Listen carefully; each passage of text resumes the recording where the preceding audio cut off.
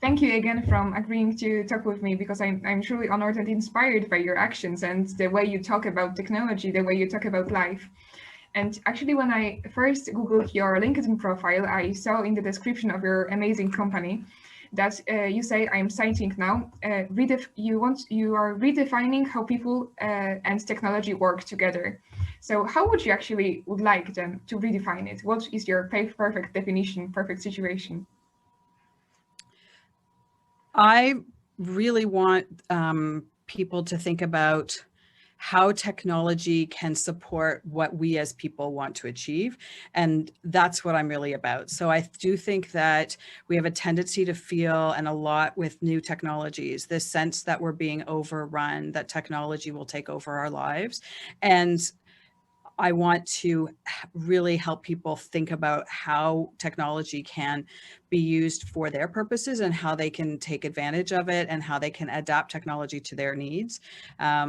And so in that sense, redefine it in the sense that it is still a partnership between, if you will, people and technology. And then in the hope also aspirationally to be better people, to be better. So kind of we can engage technology to do the things that we as humans are not so good at.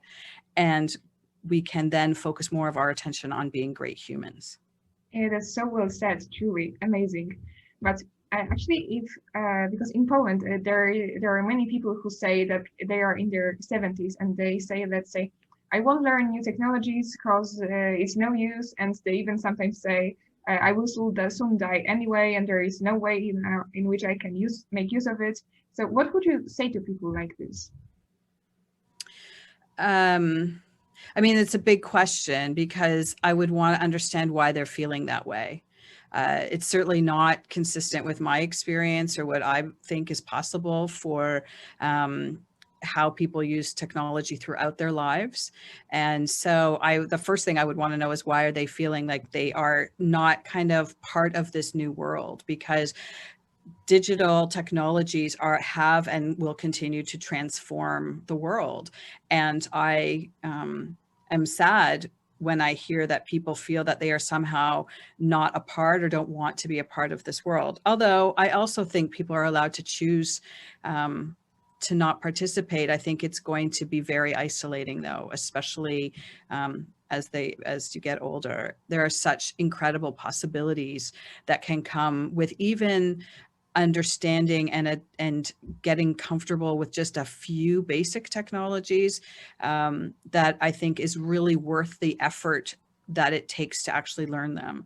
And so I think I would need to know why they're feeling that way, because I certainly think there's a place and an opportunity for um, every age, every stage, to find ways that these new technologies can open up new possibilities in their world. Sure. So, do you think that's I don't know, the fear of change would make happen? Oh, yeah, I think it could well be. It's probably fear of change. I think it's fear of of of not understanding, and at a stage of life where you feel very accomplished with a lot of experience, that you have to go into this new place again where you're a beginner, you don't know your way. And so I think there's a fear of looking incompetent and and fear of making mistakes in a like a broad way, and being vulnerable to criticism on that. So I do think there's because people definitely talk about fear when we talk about these things. So there is fear of change. There are some other things though that you have to kind of reimagine. You have to be able to handle the ambiguity and the uncertainty of this new world. So when we talk about digital and what it can mean, is it does open up a new world, but that also brings uncertainty about what's that world going to be like. And I think one of the challenges for particularly older individuals, so you said you were asking about people sort of in their 70s or older, is that the world they see around them when they hear about digital or read about digital environments or societies, they're seeing much younger people participate, but they aren't necessarily seeing how people like them are participating, what they are able to do. And that's unfortunate to my mind, because my parents are both over 70. My mom particularly is very technically savvy. She has been using iPads, and particularly most of her products are in the Apple space, but she uses technology, like digital technologies, all the time. And she makes new videos. She has a website. She uses an Apple Watch, because frankly, in her case, because when she turned 80, she wanted an Apple Watch because there is a fall detection capability in the Apple Watch. And just physiologically, it's known that after 80, the chance of falling goes up.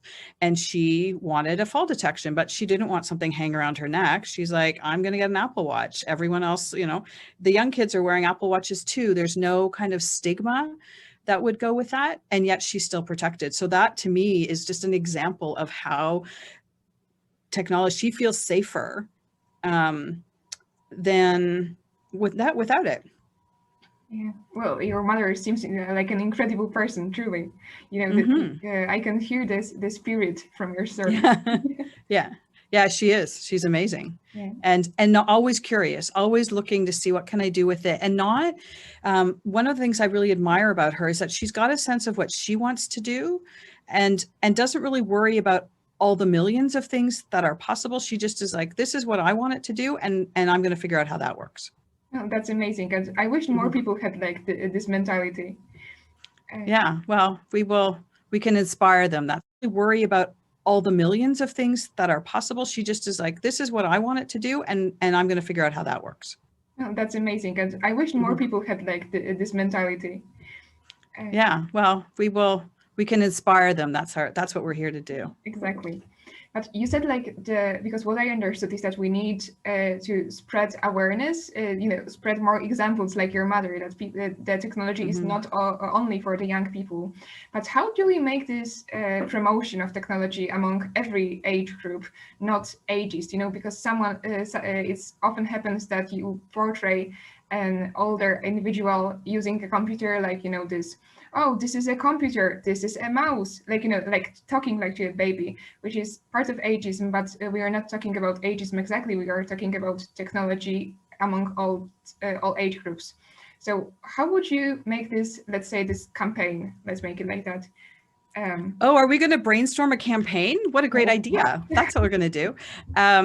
Well, there's some great work being done. I think one of the, so across ages, I think what it is, so I think what happens is some of us are paying attention to an older demographic because they do tend to be missed in other media and profiling. However, I do think it's really starting to change, and we're going to see more and more uptake of it. I don't know if you've ever heard of Glamour Beijing.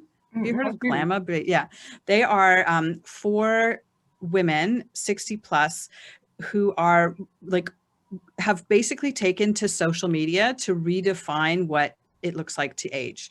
Now they're in China. So I think it wasn't on TikTok. It's on the Chinese version of TikTok, but they are on Instagram, TikTok, it's amazing. And so more and more people who are simply engaging with the technologies and in some way, and for their purposes, like to tell the stories that people who are older want to hear, or stories that are not yet being shared in that domain. So I think that's the kind of thing that really helps. So if I were building a campaign, I would be looking for stories about people who are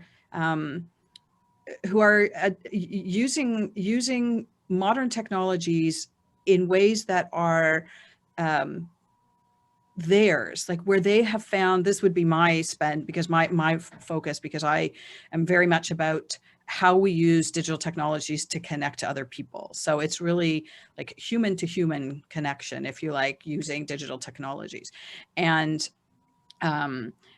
so stories about that, I think, where people are not defined by their age, but they are represented. Do you know what I mean? Yeah, so I hear, and that's perfect statement, actually, that they are not they age, but they represent their age. I truly like that. Yeah, like it's just like life stories, only it happens to be enabled by, you know, technology, like digital technologies. It's just that um, yeah, and the thing that I think is really exciting is when it's done in a style that's really their voice, as opposed to kind of trying to mimic a voice of what we think social should be like. As we start to see people sort of get comfortable with the technology, which is the first step, is first you have to get comfortable with the technology, and then you can start to practice your voice in it, which is what I think is pretty cool about these Glamour Beijing women, because they are, you know, I think they met in modeling class or something, like as Oh, models. So they're very elegant, beautiful women with, you know, like, but they are like, they're really interesting. I will definitely check them out. Thank you for mentioning them. Mm-hmm. Actually staying a bit in this topic of campaigning, let's say, so do you think like Mm-hmm. these workshops for older adults often is called, the first step with technology, teaching technology to seniors? Is Mm-hmm. that a great initiative? Uh, so if it gets people in the classrooms, yes. I think, and what is really important is to make what I consider kind of the on-ramp really easy and accessible. Getting started is really helpful for people if they really need to get started.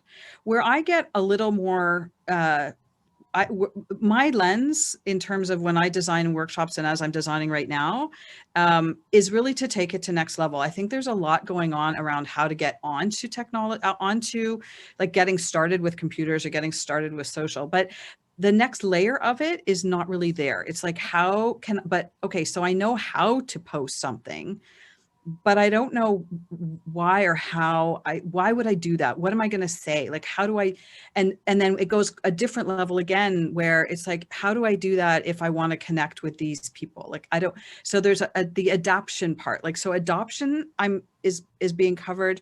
Adapting it, then next step of like taking advantage, that I think is still missing, which is what my focus is on in terms of the workshops and courses and so on that I'm designing.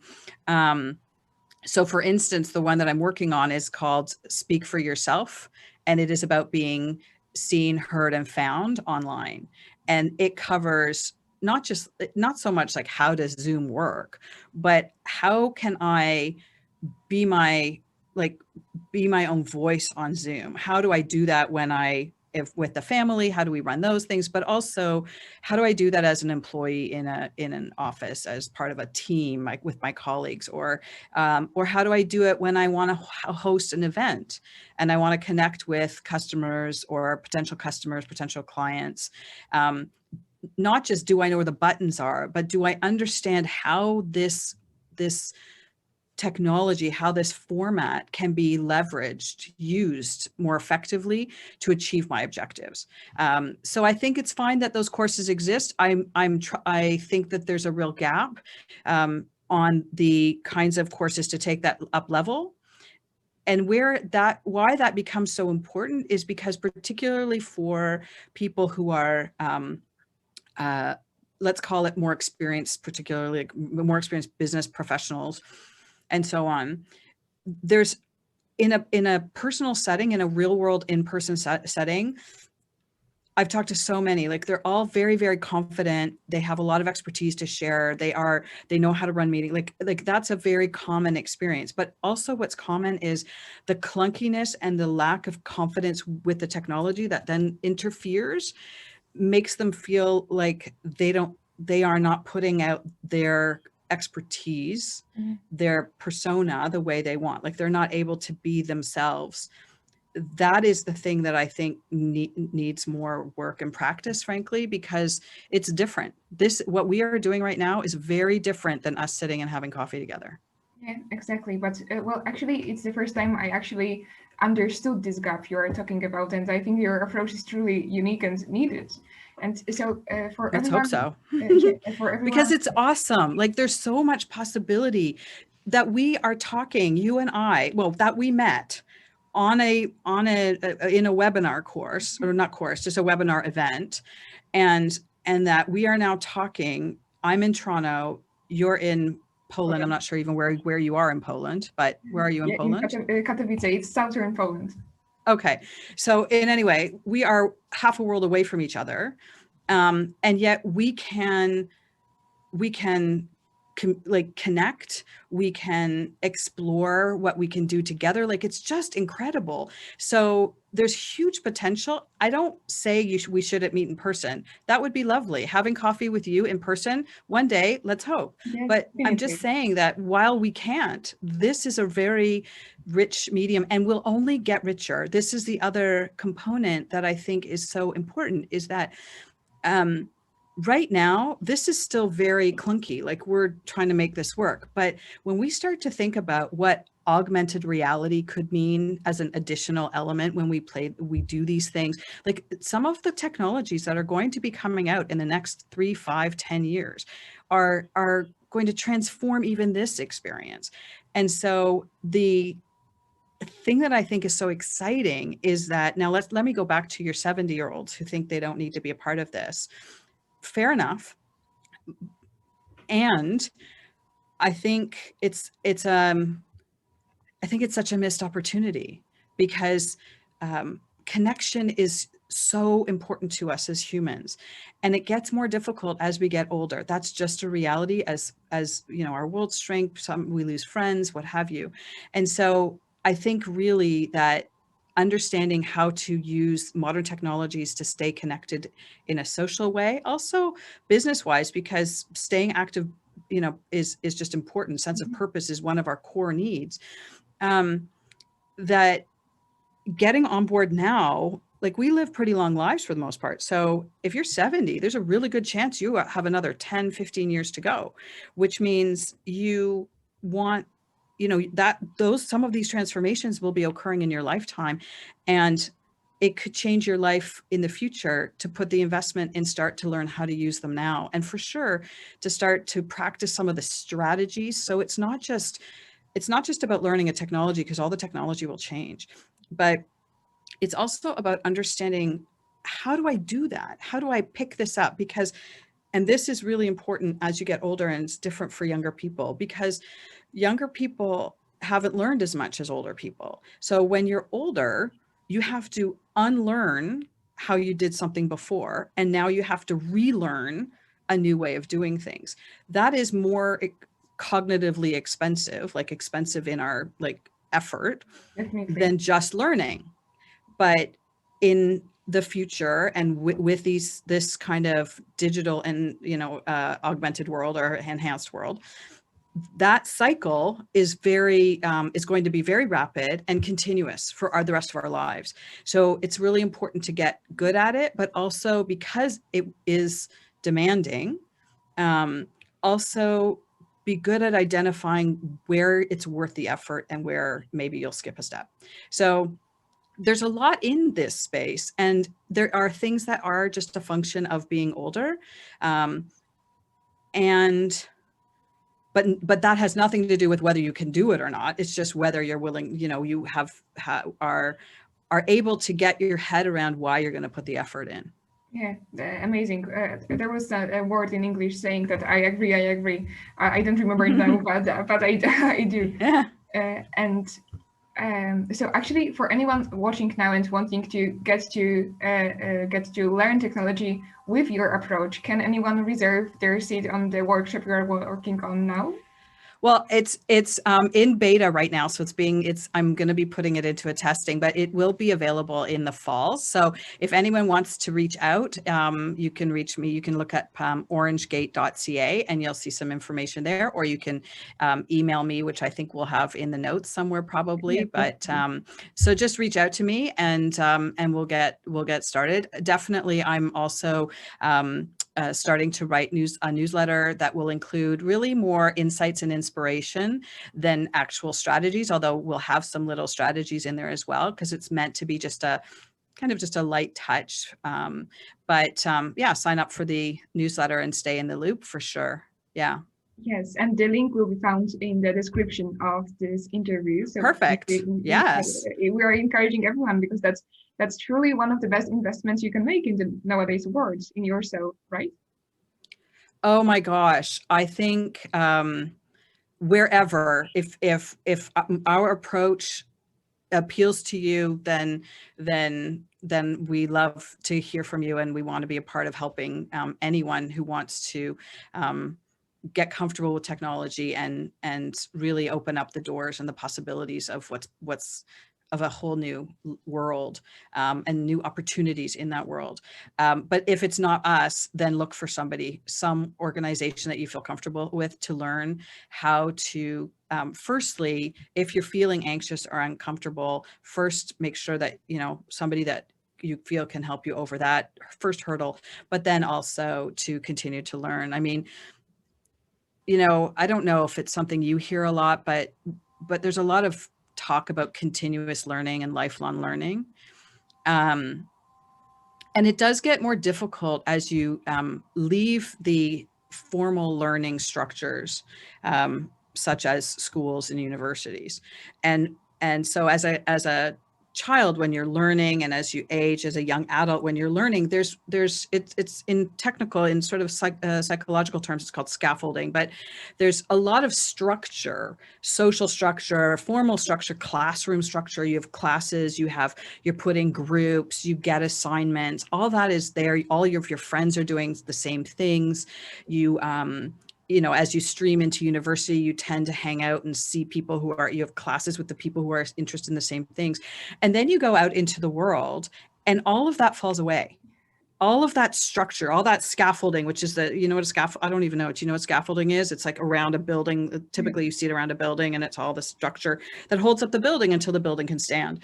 So all of that falls away. And so if I look at myself, for instance, I mean, I'm a very, very active learner. So I find ways to put things around me to be able, I take courses. I take courses because I need the structure of a course. But it's not that easy to find people who are doing the same thing. So for instance, one of the things I think we're going to be doing, no, not I think, we will be doing, probably also a fall of 2021, is to start building almost like maker sessions. I don't know if you know what maker sessions are, where you bring people together and they make stuff together. But imagine probably a digital virtual version of that, where we bring together a group of 5 or 7 people who are all working on their personal website right now. Oh, that would be me. Sorry? That would be me, truly. Yeah. Okay. So that would be you, but maybe I basically that you guys would do it together. It's kind of like cohort learning, but and so you could learn from each other. It's peer to peer. You'd learn from each other. Like maybe some people are using Squarespace, some people are using Wix. WordPress is a different animal again, but maybe that. But it's not even just like, did you figure out how to do such and such in Squarespace? But you learn from each other, and to bring that together. And let people learn from each other. That is a really powerful way to learn. And that is like one of the things that we're gonna be doing with OrangeGate, is to create those kinds of experiences that don't exactly replicate formal education, but do have elements that really enhance the experience of learning, so that you get some of the structure, some of the infrastructure that you want and need to continue to learn technology, because it's so essential. It's just, there's so much out there. You have to figure out how to navigate that. But yeah. So that sounds truly amazing. And actually, not many people realize that interacting and learning in this fascinating, like the best way that you were describing, it's actually one of the ways to prevent dementia. So that's another one of hundreds you of bet. benefits. Yes. Well, I think that's so great that you bring that up. Of course you would, because I know that's something that you are so concerned about. And yeah, so that's one of the things. Learning is just really, really good for our brains. It does. And novelty, it turns out, actually is really, really important for our brains, which is kind of interesting that there's a tendency to kind of stop seeking out novelty. And when I mean novelty, I don't mean I love to read, I look for a new book. I'm like, I'm going to learn something brand new that requires you to go through that experience of uncertainty, of I know people don't like this word, but of failure. Like you're gonna be bad before you're good. Like that's just how this Definitely. works.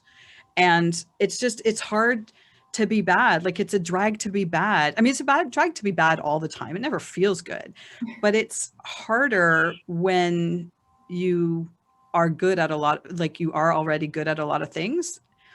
It becomes riskier. It feels riskier because your sense of self can come into question. Um, but it's so healthy for your mind. Yes, definitely. Well, I would even say that getting better at this thing that you first were a failure at is actually an even better feeling than mastering the discipline that you were already kind of good at.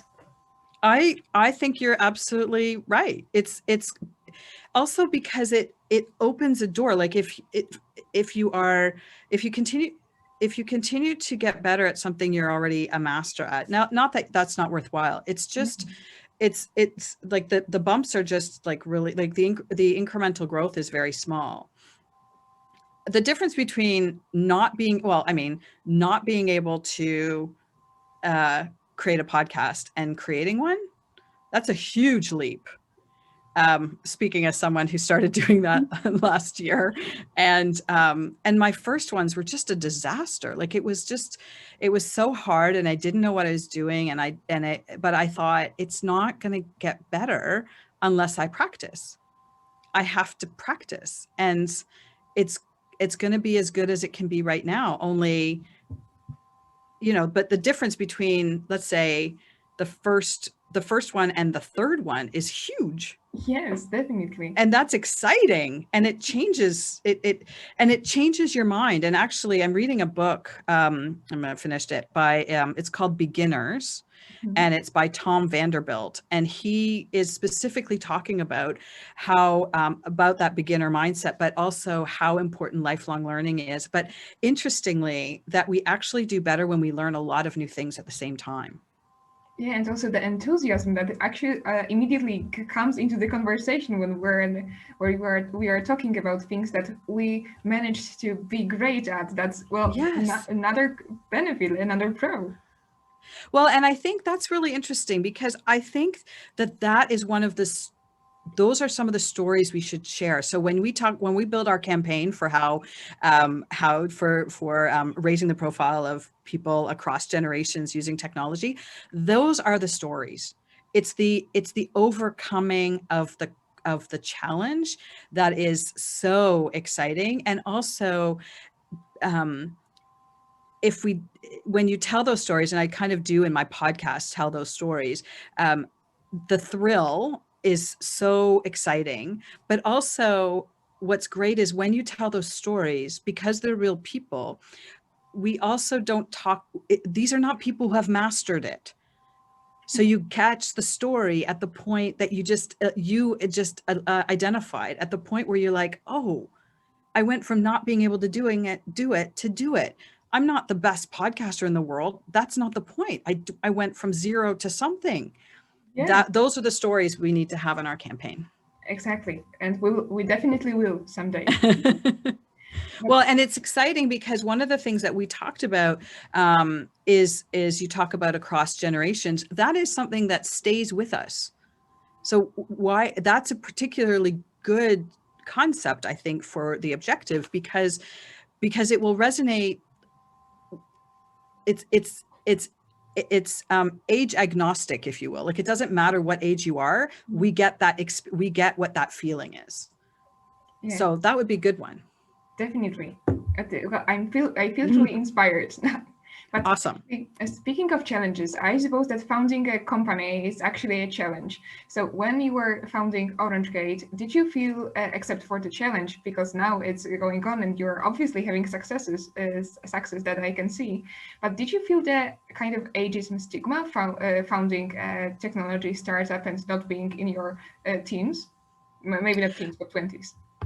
Um, So OrangeGate evolved. This is not, this is, and I imagine when you ask people this, a lot of people will tell you that the path is, there's so many different stories of how people become entrepreneurs and how they build their companies. It's different for everyone. Um, so in my case, I started OrangeGate because I was doing independent consulting and I needed to create a company to do that. And then I had it basically as purely just me as my consulting company. I did give it a name because I wanted to think about it as a company and not just as a, as a nothing. It was relevant to me. But so it wasn't actually until 2014 when I started to make a move and say, I'm going to do something else with OrangeGate. And I was, and that was when I started to add, it was still in digital transformation because that's been my space for a very long time, but it was starting to add a design capability and like a design studio capability that would create the artifacts, the materials that are necessary or useful when you do large scale technology change in banks, because that's what I was doing. And then it evolved over the course of a couple of years into not just a design studio, but then an innovation lab when I was asked actually by a client to explore just at a concept level, what would a concept coworker robot be? What would that look like? And I was very interested already in how were people going to partner with modern technology. And I was interested specifically in the kinds of technologies that I thought were in the next, the next wave of transforming not just the workplace, but also society. And I knew that AI and some of the innate, the other technologies around that, robots, voice, we're all going to be a part of that. So it kind of went that direction. And then frankly, I got down a path on that, and I found that I wasn't able to run the consulting the way I wanted to, and then also go in this new direction. The ageism or any kind of ism, if you like, that I ran into, I certainly knew people were surprised to see me, what I look like as, and talking and knowing as much about robots as I did. I don't know that it is my age or my gray hair or that I'm a woman, because I also have a political science degree. Like, I'm not a techie. So in every way, I was not what people were expecting. However, it meant that I had a really different voice and people did want to start hearing that. And so, how am I doing? Am I answering your question the Yes, way? yes, you Yeah. are. Okay. Good. Definitely. So, so I did bump into it, and I certainly have bumped into people who think I don't understand. But to be fair, often like technology can be very, very complicated. And so my strength is in a conceptual understanding of how things work, how things fit together, but also how ecosystems fit together. So I know like more about quantum computing than I would make sense for me to know, but because it's something that gets talked about at in big enterprise and future, and certainly anything with a lot of data. Um, but and I took a course at the university here at Rotman on AI and what it could mean from a business perspective. So I do get very informed on how these things work, but always kind of at a level of like, okay, so how are we going to solve challenges using this? What are the opportunities? So I do put a lot of effort into making sure I understand the technology, so that I'm legit when people push on, ask me a few questions. But it really struck me when I sort of, as I evolved, um, I was invited to speak at the University of Singapore, Oh, um, interesting. about robots. And that was a really big experience for me because it was such a clear indicator that people wanted my kind of voice, not just roboticists, uh, uh, engineering physics people. Like it's just, and computer science people. Like I had a different take, and that actually I then did some other things, but that actually made me turn a corner and say, wait a minute, like I now understand what's going on in this space a little bit. And I can see that there are lots of people who are taking care of the technology, but I want to take care of the people and make sure that like one thing I learned is, as a robot mama, because I called myself that at one point, having had several robots. But one of the things I learned is that the robots were not ready for designers like me to be working on them. They weren't quite ready for prime time, for sure, in that social space. They're very ready and have been for years in terms of, auto manufacturing, tunneling. They're going to be incredible, I think, in terms of sanitation. There's going to be huge opportunities, but just not the human to human part of it, like where that happens. But much more clear for me was that we as people were not ready. And since that's my strength, I then turned a corner in the business and said, you know what, I'm not going to design the robots. I'm going to design solutions for people so that when they're ready, there will be people who can take advantage. It's truly music to my ears to hear that. I'm sorry? It's truly music to my ears to hear that. Focusing on the people. How can technology help the people, not people helping technology, if you know what I mean? Yeah, I think, I don't think it makes us good news, right? Like scary, like robots are going to take your job. I'm like, that's good, scary news. And so people get anxious and everybody talks about that. And so I don't know that there's quite as much talk about the humanity that can come from, that if we work hard can come from technology, because ultimately technology is neutral. Like it just does whatever we want it to do. If we want to do terrible things, then we'll do it more efficiently. And if we want to do great things, I think we can do that more efficiently. But you do really need to understand how it works in order to make that acceleration work in the direction that you want it to go. Yeah, exactly. But actually, you bringing up robots and the thing that humans are not ready actually for robots, that actually brings up another topic. That because I heard that robots are projected to be a solution for loneliness, and especially in the nursing homes or things like that. But do you think that actually a robot, artificial intelligence, can ever replace human touch, human, being with each other to fight loneliness?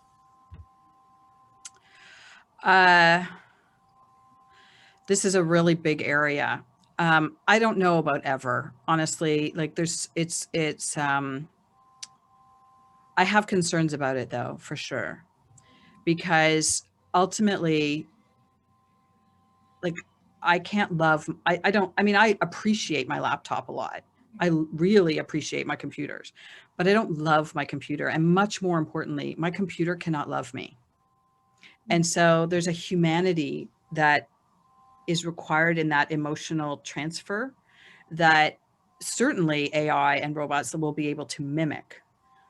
But you could probably will be like, people will not agree with me on this. But I think that the kinds of connection that we as humans need to thrive anyway, I do not see that coming from a robot or AI, but I do see it being enabled in ways that would be really remarkable. So one of the one of the ideas I had that I actually showcased at Collision here in Toronto a few years ago, just to make a statement about what does it look like when we try to design it for, I call it human via digital connection. So it's like human to human, but we're using digital as the thing in between. And so I had envisioned what I called Hesta Hub. But basically what I wanted to use simple, basic sensing technologies. And like, I'm like, I want that in my parents' home in Amsterdam so that their home can tell me when I need to call them. Yeah, but so that it was. How do you imagine that? Like a floor with a touch detector, or? Yeah, like any number. Like the concept is make the home an interactive part of the social infrastructure for aging in place and for human and for family connection in my case, because I live in Toronto. My parents live in Amsterdam. I call them when I think maybe I'll call them. But I don't know that my mom or dad, or like, I don't know that if my mom is sad, like if something's happened and my mom is sad, I don't know that, but their home does. Yeah, And so that I sounds don't, like so much like science fiction, but that sounds amazing. I wish I had a home like that. well, it's not, this is actually so completely doable. It's completely doable, but it does have to be done, to my mind, with great thoughtfulness and elegance and compassion, because I don't really want I, I was really aware of wanting a sensing, not a watching. So I don't want to watch my parents, but imagine, for example, as basic a sensor that just sits in the doorway between their bedroom and their hall. And over time, we learn, the algorithm can learn, or can, just predict what's the window of time that doorway gets, that threshold gets passed, so that we could eventually set it that if it doesn't get passed by a certain time, something happens. Maybe the first thing is a check to themselves that says, hey, are you okay? If they don't respond, then there's a check to me that says, hey, give your mom a call. Like, something's off here. That So sounds it's so not, amazing. yeah, like it's not, but you get that what I'm saying. It's not about putting cameras in their house, Yeah. because nobody wants that. The other thing is that, yeah, I'll tell you, I started making it thinking I wanted to just create. I had a little robot, and I like a little mini one, a Japanese one. And I was like, I want to create a solution for parents of children whose kids are between sort of, let's say, 10 and 14. That's sort of, which here, at least here in Canada, is sort of that window that I remember having with my kids, where both parents are working. The kids come home from school. They're too old for a babysitter, but they're kind of young to be by themselves for those 2 hours. And I was like, I just want that. I just want to know my kid is home. And I want to know, I don't know, like I maybe want to have some understanding of what's going on in what kind of connection they're doing internet wise. Like, I don't know, I made something up.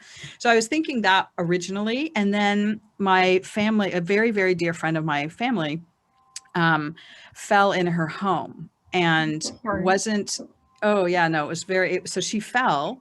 And the only way they found out is because it happened to be her either birthday or anniversary. And the florist knocked at the door, didn't get a response, left flowers, and then felt like something was wrong and called her daughter and said, you should check in with your daughter, with your mom, because something didn't feel right over there. And then it turned out that she had fallen. And so they go to the home, and it's 6 hours later, at least 6 Oh, hours has passed. And so now she's fine. She's like, but my point is, nobody wants to be videotaped in their house, but also nobody wants to be left on the floor for 6 hours or definitely. longer. So it was really, that's when I turned a corner, because I was like, that's the puzzle. The puzzle is like, can we find an elegant solution for that? And that's when I actually decided I just started to envision what Hesta Hub could be, because I'm like, oh my God, there are floor sensors that you would know that she'd fallen. Yeah, well, I am definitely And you don't have to wear anything. Do you yeah. know what I'm saying? So yeah, I'm not sure when or what I'm going to do with that exactly, but and then there are, for the more techies in who might be listening, there are considerations, for instance, though, where the data resides for that, and there are really elegant solutions where the data doesn't have to go to the cloud. The only thing that gets sent to the cloud is the ping human, or like send Janneke a note to call, but not the reason why. So the data about what's happening in the house doesn't have to, um, be available for everyone. So Oh the yeah, I had all kinds of yeah. exciting ideas about that. I'm like, gosh, you know what else would be awesome is if I put, like, could my house tell me I left my keys or my wallet at home? That'd be so Could it? handy. But could it? Is it like technically possible Of yes, without cameras? absolutely. Without cameras, yeah, you could put a tag on your phone on your. I mean, it can be done. I don't know all the intricacies of exactly how we do it, but we mimicked it a little bit, because you can put a tag on your in your wallet that then, if it crosses a threshold, or if it's not with another thing, I mean, your phone, if you have like a Bluetooth connection, would already know if your phone is far away from your Bluetooth. Well, So if yes, that connection breaks, then you just get you get an alert on your phone saying, "Hey, your wallet isn't with you. Is that cool with you?"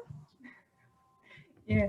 Well, Like, imagine, that would be so. I mean, like, that is the kind of thing I want technology to do for me.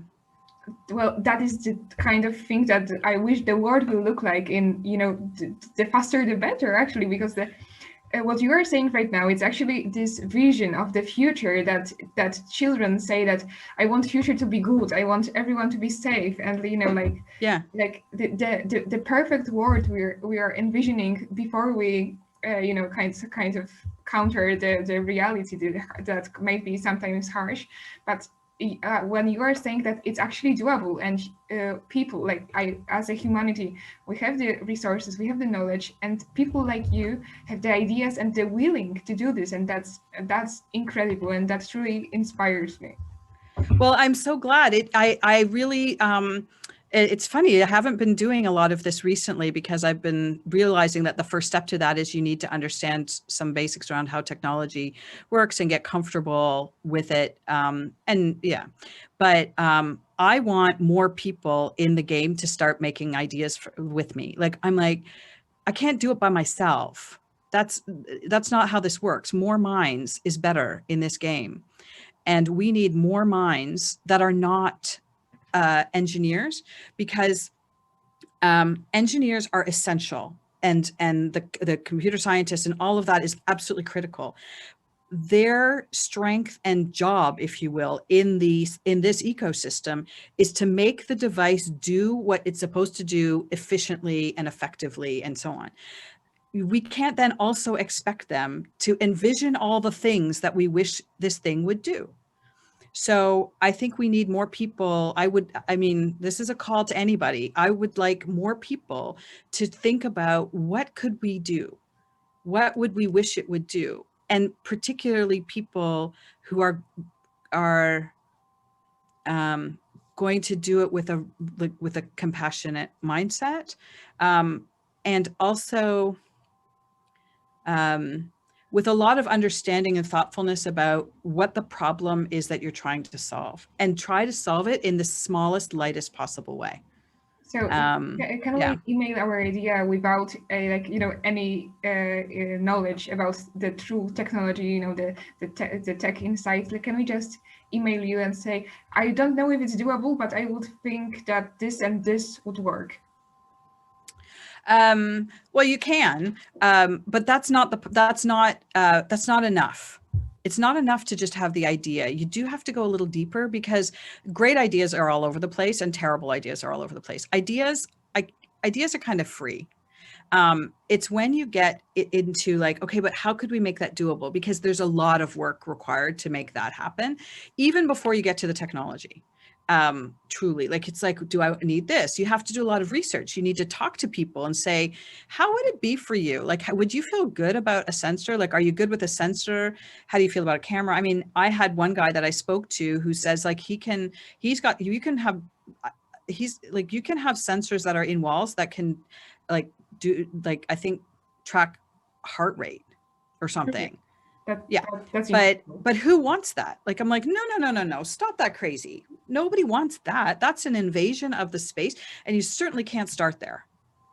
So one of the things that I think that I brought to the table and do bring to the table is an understanding of how people, like, what is the path people need to take to go from the house as it is now to a very enabled house.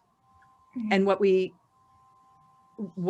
and that needs to be, to my mind, a process. That's an iterative process where we start small and we add things to it and we get people comfortable, because you do need to understand some things about data and privacy in order to get to that stage, because these are very intimate spaces we're talking about.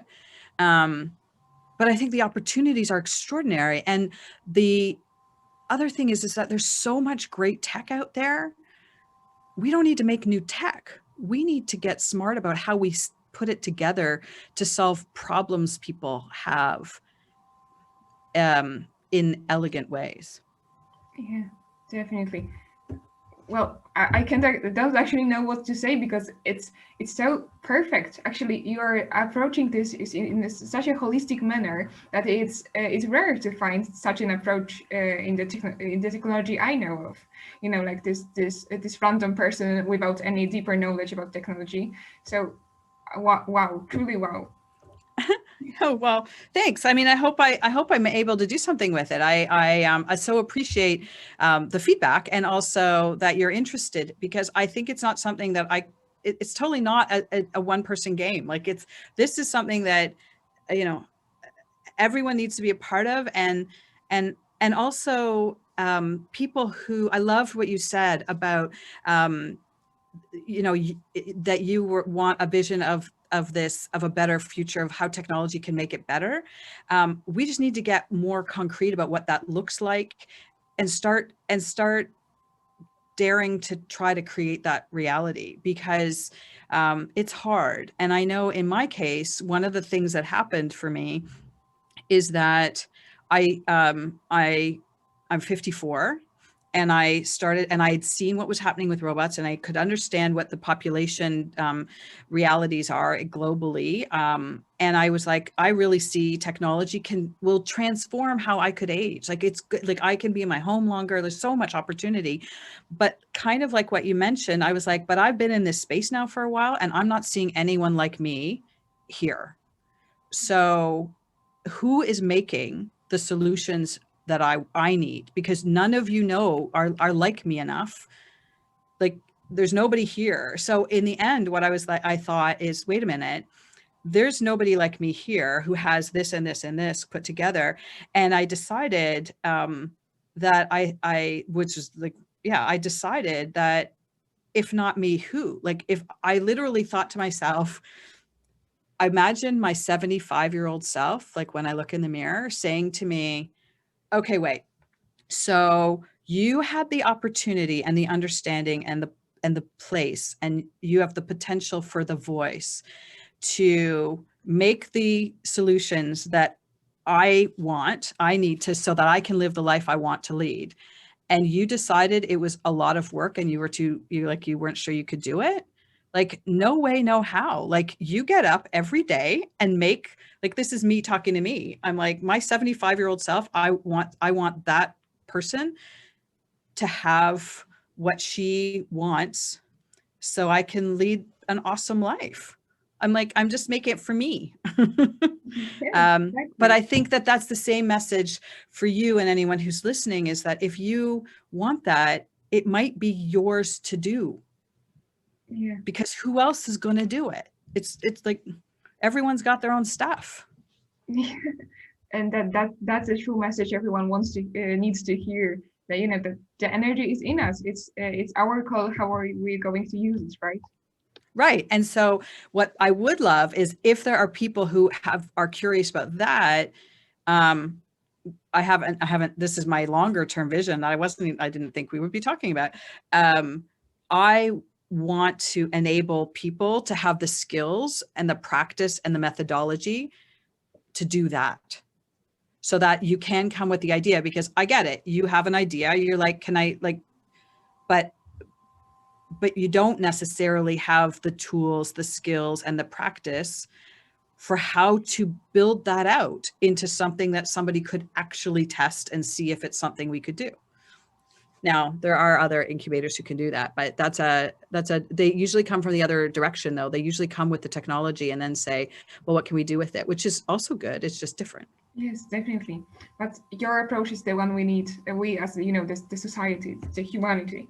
Mm-hmm. Before this amazing technological breakthrough will happen, what do you find important in life now? For what there is always time, you know?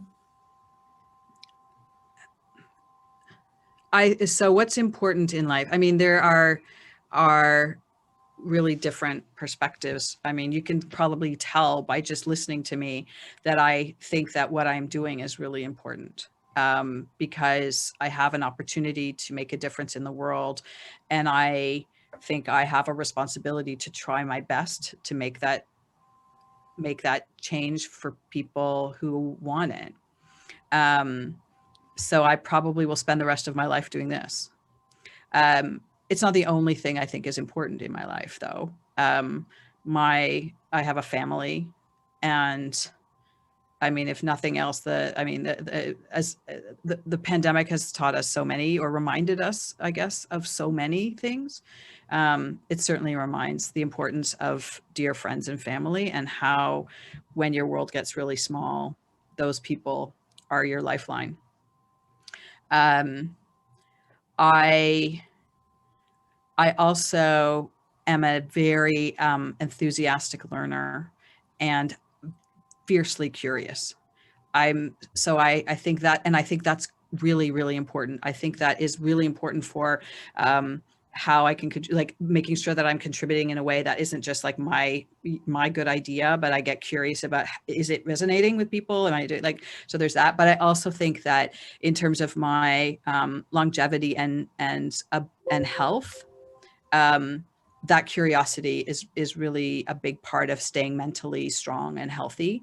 Um, I also think it makes me a better human. Yes, that sounds truly amazing. And thank you so much for sharing this with me, because I truly appreciate it. And if I'm being honest, that's one of the most inspiring talks I've ever had. So thank you Oh, so much. And I am definitely sure that we will stay in touch, because that what you are doing, that's I don't want to say amazing, because I already said it's amazing, but that's inspiring. That's how people should see the world. That's how should people think. So thank you so much for sharing this with me. well, thank you for having me, and thank you for asking about it. I mean, I think that is, the big gift that you are creating and offering, is that it's your curiosity about what I'm doing that allows me to share it with more people, and hopefully, also I hope I leave you and anyone who listens to it understanding that you can do this. Like, I'm not that special. I have done a lot of things, so I bring a lot of bits and pieces together, but you can do this too. I'm not the only person who can make a difference, who can contribute to what and how modern technologies will be integrated into our lives. And if you believe in this and you want to be a part of it, then that is something worth pursuing. Definitely. So we will end this with this incredibly inspiring message for everyone. And thank you. Well, Thank you so thank much. you. Well, thank you. And you will put the contact information, anyone Yes, who wants to reach definitely. out to me. That's Definitely. great. It's been a pleasure. You're an inspiration. We didn't talk about you, but I'm guessing that your audience already knows about you. But you are also an inspiration. And I think it's really exciting to see what you're trying to get done, and how dedicated you are to doing it, which is, yeah, it's great. See, like, inspiring people